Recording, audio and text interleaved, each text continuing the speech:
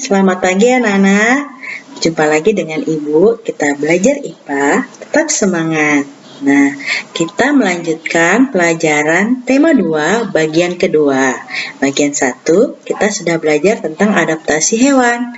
Yang kedua, kali ini kita akan belajar adaptasi tumbuhan. Menarik sekali, kita dengan belajar IPA, kita akan semakin banyak pengetahuan tentang alam sekitar kita. Semangat ya, jangan ngantuk, simak baik-baik penjelasan dari Ibu.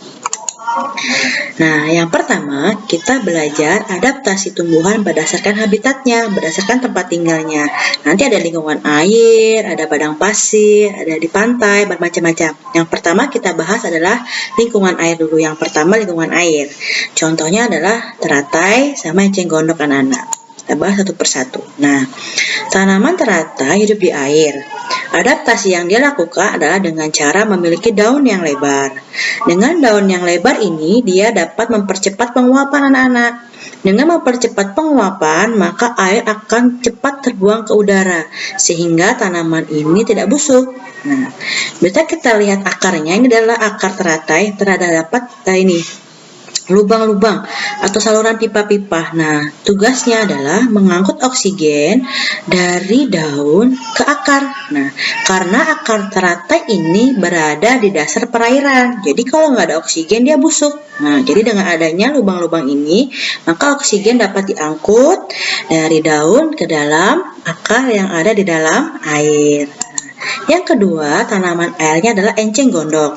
Nah, ini sedikit berbeda ya. Kalau enceng gondok, ini dia mengambang di air anak-anak. Kok bisa dia mengapung di air? Karena ini, kalian perhatikan, tangkai daunnya menggelembung.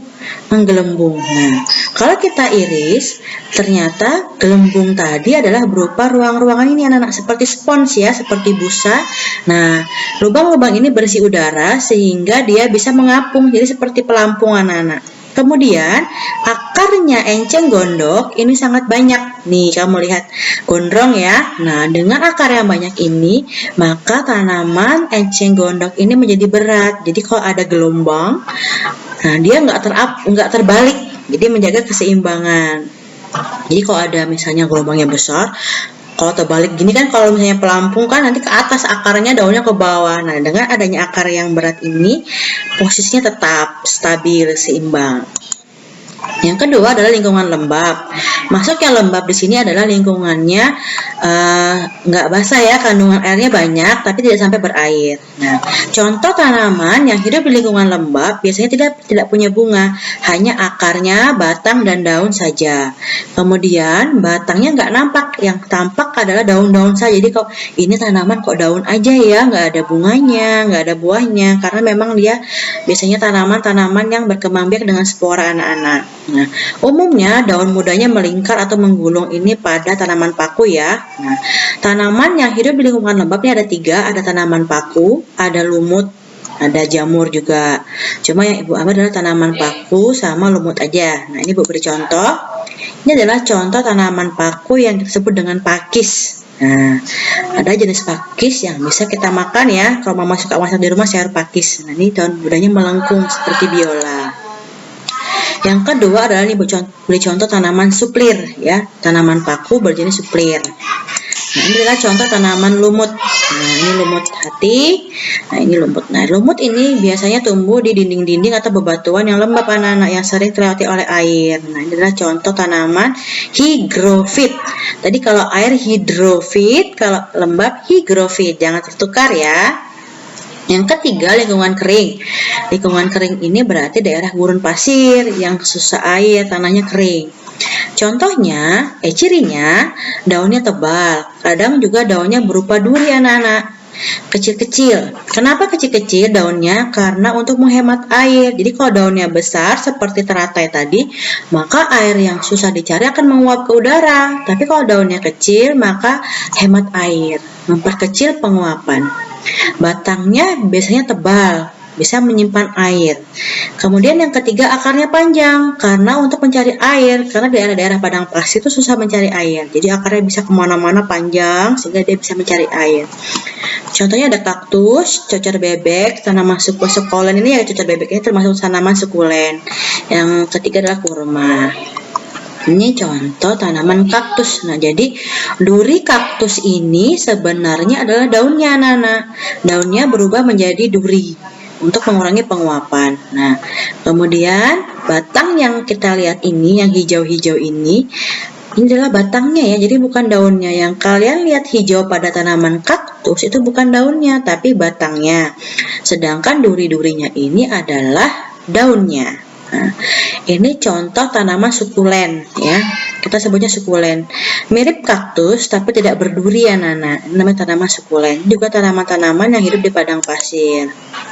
Nah, yang ketiga adalah ini beri contoh pohon kurma.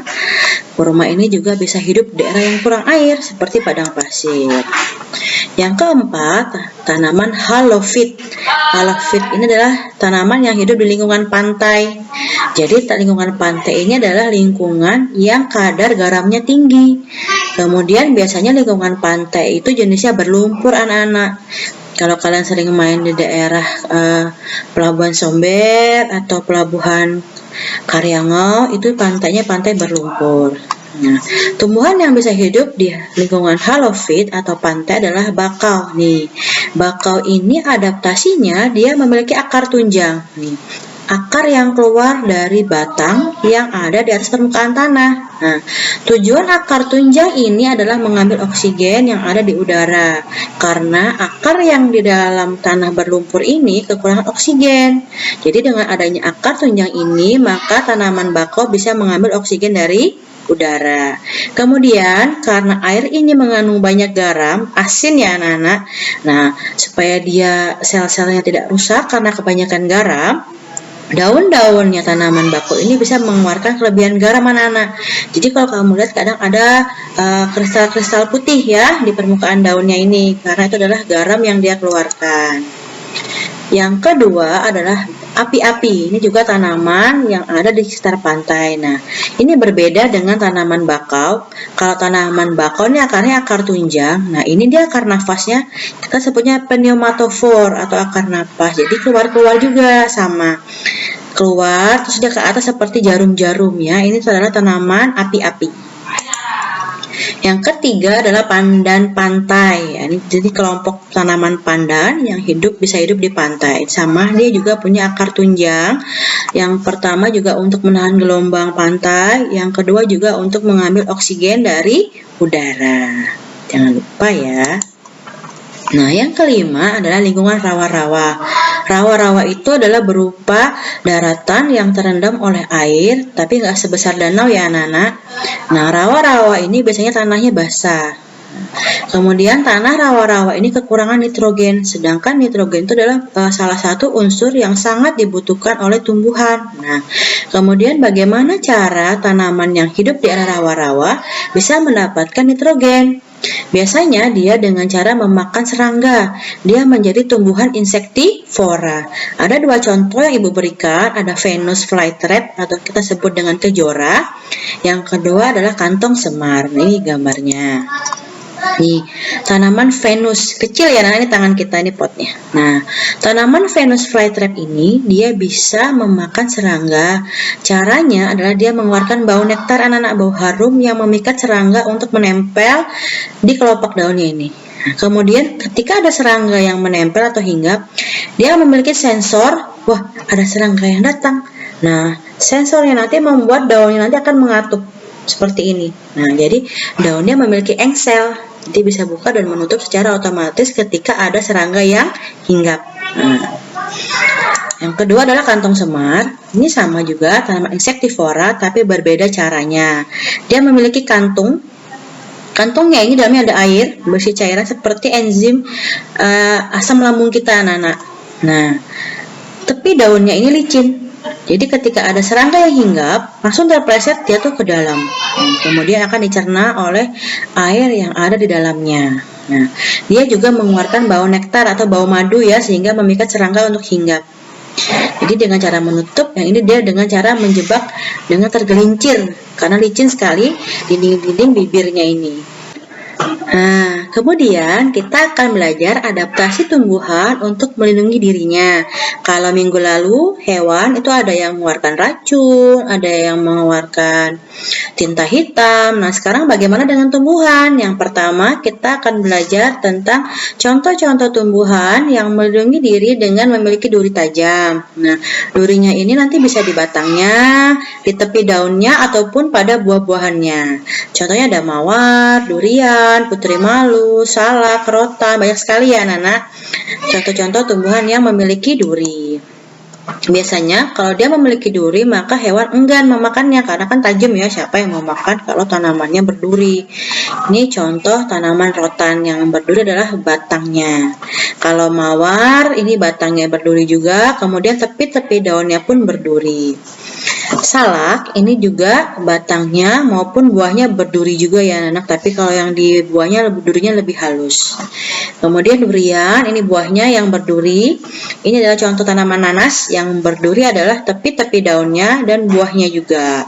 Yang ini adalah putri malu yang berduri adalah batangnya. Ini hati-hati kalau kalian menemukan tanaman-tanaman seperti ini. Contoh lainnya sangat banyak, ada jeruk ya, itu juga berduri. Yang kedua, menghasilkan getah. Getah ini adalah cairan putih yang dikeluarkan oleh tumbuhan apabila dia terluka anak-anak. Misalnya batangnya ataupun buahnya, kalau dia terluka dia akan mengeluarkan cairan berwarna putih. Nah, cairan berwarna putih ini biasanya lengket anak-anak. Jadi biasanya kalau ada getahnya nih hewan-hewan malas makan karena lengket ya. Ada contohnya ada nangka, karet, pepaya, mangga, dan sawo. Ini getah pada nangka. Ini getah pada pohon karet. Nah, kalau pohon karet getahnya memang sengaja kita ambil. Jadi pohonnya sengaja dilukai untuk diambil getahnya, nanti dimanfaatkan untuk berbagai macam barang kebutuhan manusia yang terbuat dari karet. Yang ketiga, memiliki bulu halus yang gatal atau kita sebut dengan gelugut. Nah, jadi kalau kita tersentuh dengan bulu halus ini, kulit kita akan terasa gatal. Contohnya ada bambu, terong, dan jagung. Nah, ini gelugut pada tanaman bambu. Ini kalau kena gatal anak-anak. Ini gelugut pada terong. Yang keempat, dengan mengeluarkan racun. Ada jarak, ada kecubung, dan jimpi-jimpi. Ada juga contohnya jamur yang mengeluarkan racun juga ya. Nah, ini kalau jarak yang beracun adalah buahnya. Efeknya bermacam-macam ya. Ada yang membuat mual, pusing.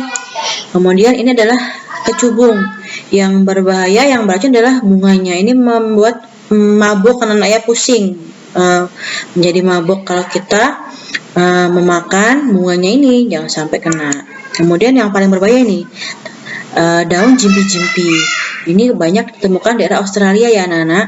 Nah, perhatikan di permukaan daunnya terdapat kayak kristal-kristal jarum kecil sekali. Kalau terkena kulit rasanya panas seperti tersengat gitu ya. Ini panas sekali dan ada juga ya kalau misalnya terkena bisa menyebabkan kematian dan ini sakit sekali kalau kena. Rasanya panasnya panas yang menyengat sekali anak-anak, bahaya ya. Jadi kalau kalian menemukan tanaman-tanaman yang kalian tidak ketahui, jangan coba-coba dimakan. Siapa tahu dia tanaman beracun. Nah, contoh adaptasi tumbuhan lainnya selain dari habitatnya dan selain cara melindungi dirinya, ini Ibu beri contoh, ada tanaman jati, kapuk, randu, dan jarak yang menggugurkan daunnya atau kita sebut dengan meranggas, yaitu dia menggugurkan daunnya untuk mengurangi penguapan saat musim kemarau. Jadi kalau kemarau daunnya rontok anak-anak, dengan daunnya rontok dia menghemat air. Yang kedua, jagung akan menggulungkan daunnya, akan menutup seperti ini, menggulung ketika cuacanya panas terik. Dengan menggulungkan daunnya, maka dia mengurangi penguapan air yang ada pada daunnya. Ini contoh pohon-pohon yang meranggas ya. Ini ada pohon jati, ini ada pohon kapuk ya. Ini adalah contoh nih, daun jagung yang menggulung ketika panas terik nih, menggulung dia anak menutup. Ini juga dialami oleh tanaman-tanaman rumput lainnya sebenarnya, nggak hanya jagung ya. Tanaman-tanaman rumput ini dia akan menggulungkan daunnya ketika panas. Kemudian ada lagi daun putri malu yang akan mengatup apabila disentuh. Nah, nih sebenarnya tujuannya dia mengatupkan daunnya adalah supaya tidak dimakan oleh serangga. Dengan dia menutup daunnya, maka belalang itu akan kesulitan untuk mengunyah daun-daunnya anak-anak. Yang keempat adalah bunga rafflesia dan bunga bangkai. Ini beda ya anak, bunga rafflesia dan bunga bangkai. Nanti kalian perhatikan ini dua bunga yang berbeda. Ini dua bunga ini mengeluarkan bau busuk untuk memikat lalat hinggap ke bunganya. Lalat ini dia berperan untuk membantu penyerbukan. Nah ingat ya, tadi kalau Venus sama kantung semar, serangganya dimakan. Tapi kalau rafflesia, lalatnya membantu penyerbukan, tidak dimakan anak-anak ya. Jangan sampai salah. Nah, ini putri malu yang apabila disentuh mengatup daunnya. Nah, yang ini bunga rafflesia, yang ini bunga bangkai ya, Rafflesia arnoldi, yang ini Amorphalus giganteus. Nah, dua bunga yang berbeda. Jadi jangan salah lagi ya, ini bunga rafflesia, ini bunga bangkai. Dua-duanya ini asli Indonesia. Kalian bisa temukan di Pulau Sumatera dan Pulau Kalimantan. Nih, ini adalah bunga rafflesia, ini bunga bangkai. Dua-duanya mengeluarkan bau busuk untuk memikat lalat. Lalatnya membantu penyerbukan. Nah, selesai sudah bab 2. Tema 2 kita bagian 2 tentang adaptasi tumbuhan. Berarti kalau sudah selesai pelajaran kita, kalian siap-siap untuk ya ulangan. Nah, Ibu ucapkan terima kasih karena kalian telah menyimak pelajaran hari ini dengan baik. Semoga apa yang Ibu jelaskan kalian bisa paham. Kalian bisa baca rangkuman kembali apabila ada materi yang Ibu kecepatan bicara atau kalian kurang paham ya.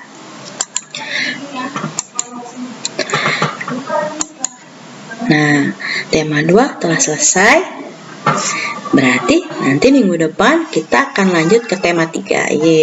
Tetap semangat. Sampai jumpa lagi anak-anak. Assalamualaikum warahmatullahi wabarakatuh. Dadah. Sarang he.